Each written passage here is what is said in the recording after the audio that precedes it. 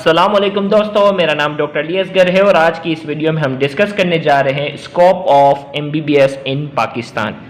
Student की request पर आज की इस वीडियो में हम डिस्कस करने जा रहे हैं कि एमबीबीएस का पाकिस्तान में क्या स्कोप है। बहुत से स्टूडेंट ने हमसे रिक्वेस्ट की कि सर हम एमबीबीएस कर लेंगे तो फिर आगे हमारा क्या स्कोप है। किसी ने कहा मैं कार्डियोलॉजिस्ट बनना चाहता हूँ, किसी ने कहा मैं ऑर्थोपेडिक सर्जन बनना चाहता हूँ। तो मुख्तलिफ फील्ड के हवाले से जो है वो हमें सवालात जो है वो रिसीव हुए। तो आज की इस वीडियो में हम थोड़ा सा समराइज़ करने जा रहे हैं कि अगर आप एमबीबीएस कर लेते हैं तो आपका पाकिस्तान में क्या स्कोप होगा, और इसी तरीके से एमबीबीएस के बाद आप कौन सी फील्ड में किस किस तरीके से जा सकते हैं। तो आइए हम इस लेक्चर को शुरू करते हैं। लेकिन इस लेक्चर को शुरू करने से पहले आपसे रिक्वेस्ट करेंगे कि अगर आपने अब तक हमारे इस चैनल को सब्सक्राइब नहीं किया जो कि सिंध बोर्ड टीचिंग के नाम से है, तो काइंडली आज ही आप हमारे इस चैनल को सब्सक्राइब करें और साथ ही साथ बेल आइकन को लाजमी क्लिक करें ताकि हमारी अपलोड करदा तमाम वीडियोस की नोटिफिकेशन भी आपको रिसीव हो सके। तो इंटर के एग्जाम के बाद आप एंट्री टेस्ट में अपियर होते हैं और एंट्री टेस्ट में अपियर होने के बाद अगर आपका एमबीबीएस में एडमिशन हो जाता है तो एमबीबीएस कंप्लीट करने के बाद, हाउस जॉब कंप्लीट करने के बाद आप कहलाते हैं जर्नल फिजिशियन। हाउस जॉब जैसे ही आपकी मुकम्मल हो जाती है, after completion of house job आप कहलाते हैं जनरल फिजिशियन। और याद रखिएगा इस लेवल पर अगर हम बात करते हैं 2020 की अगर हम बात करते हैं तो एक जनरल फिजिशियन बआसानी 1 लाख से ज़्यादा इनिशियल स्टेज पे, याद रखिएगा एमबीबीएस और एमबीबीएस के साथ आपने जब अपनी हाउस जॉब मुकम्मल कर ली तो हाउस जॉब मुकम्मल करने के बाद आप आसानी 1 लाख रुपए से ज़्यादा क्या कर सकते हैं, अर्न कर सकते हैं।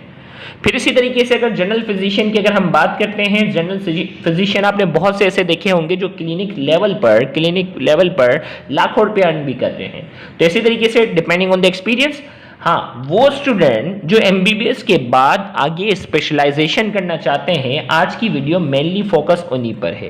तो एमबीबीएस के बाद बहुत से लोग जनरल फिजिशियन बन जाते हैं तो वो भी अच्छी सी अर्निंग कर लेते हैं। लेकिन एमबीबीएस के बाद आपके पास जो है वो वैसे तो बहुत सारे ऑप्शन हैं। आज की इस वीडियो में हम लिमिटेड ऑप्शन को जो है वो क्या करेंगे, डिस्कस करेंगे। एक तो ये है कि आप जो है वो FCPS, fellow college of physician and surgeon Pakistan, आप जो है वो एफसीपीएस जो है वो पाकिस्तान में अगर आप स्पेशलाइजेशन करना चाहते हैं तो आप एफसीपीएस की तरफ जाते हैं। लेकिन बहुत से ऐसे स्टूडेंट हैं जो यूके की साइड पे, यूरोप साइड पे जाना चाहते हैं, यूके की साइड पर, तो उनको एमबीबीएस के बाद एक एग्जाम क्लियर करना होता है, वो कहलाता है प्लेब।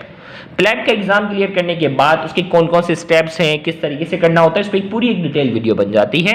तो प्लेब एग्जामिनेशन में आपने अपियर होना होता है, यूके का लाइसेंस किस तरीके से लेना होता है, वहाँ स्पेशलाइजेशन किस तरीके से करनी है, तो ये एक चैनल है।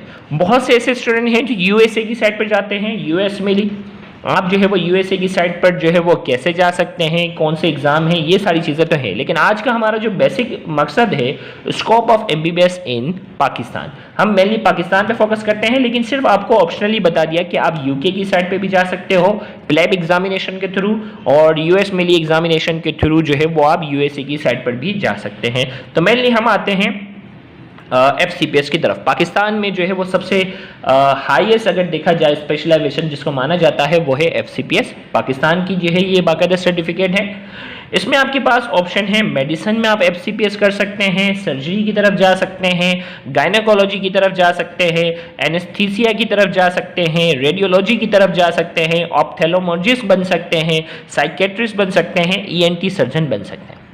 अब जो है वो मेडिसिन और सर्जरी एक वास्ट फील्ड है। आपको सिंपल इतना है कि आपने एफसीपीएस पार्ट 1 का एग्जाम क्लियर करना है आफ्टर योर हाउस जॉब, और आप जो है वो गायनी के अंदर एफसीपीएस पार्ट 1 गायनी का जो होता है वो अलग होता है, तो आप एफसीपीएस पार्ट 1 गायनी का क्लियर कर सकते हैं। इसके बाद 4 साल की ट्रेनिंग होती है और वो 4 साल की ट्रेनिंग के बाद आप गायनेकोलॉजिस्ट बन सकते हैं। इसी तरीके से एनेस्थीसियोलॉजी यानी बेहोशी के जो डॉक्टर होते हैं, तो आपने क्या करना है, एमबीबीएस के बाद एफसीपीएस पार्ट 1 जो है वो एनेस्थीसिया में देना है।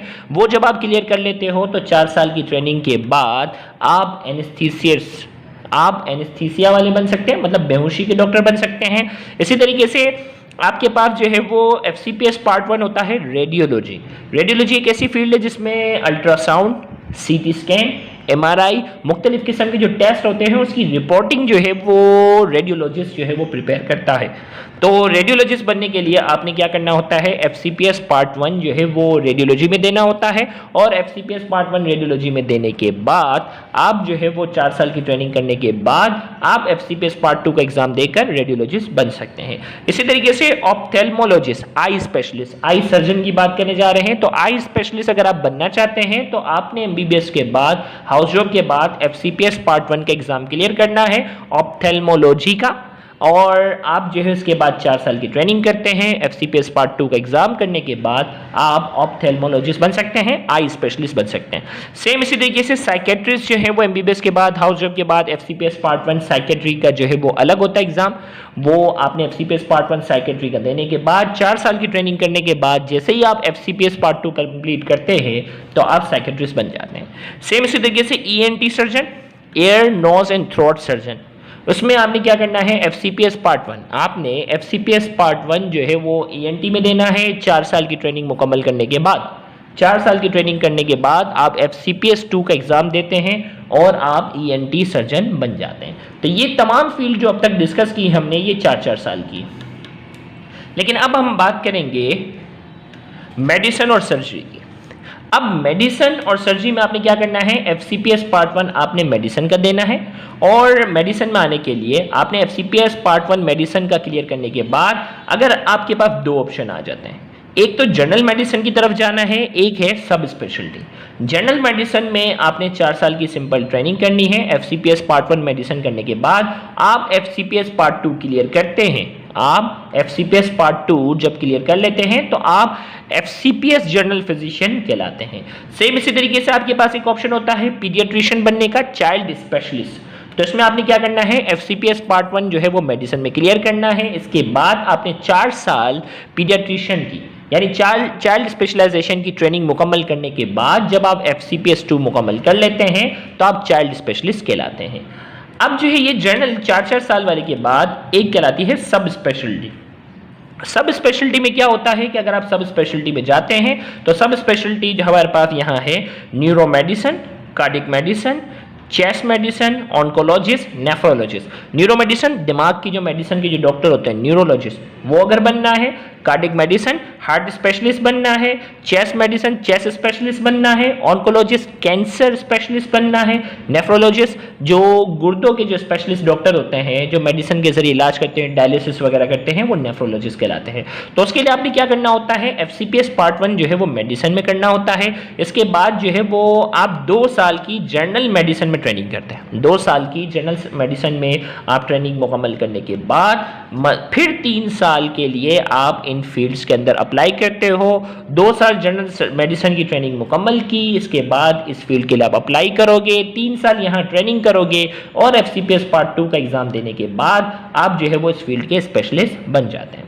सेम इसी तरीके से अगर आप सर्जन बनना चाहते हैं, अगर आप सर्जन बनना चाहते हैं, ऑपरेशन आपको पसंद है, तो आपने FCPS पार्ट 1 सर्जरी में देना है। FCPS पार्ट 1 सर्जरी में देने के बाद आप क्या कर सकते हैं, जनरल सर्जरी में आप अप्लाई करेंगे। 4 साल की जनरल सर्जरी मुकम्मल करने के बाद आप FCPS पार्ट 2 का एग्जाम देने के बाद आप जनरल सर्जन बन जाते हैं, जिसमें हर्निया, अपेंडिक्स, कई चीज़ें इसमें आती हैं जनरल सर्जरी की कैटेगरी में।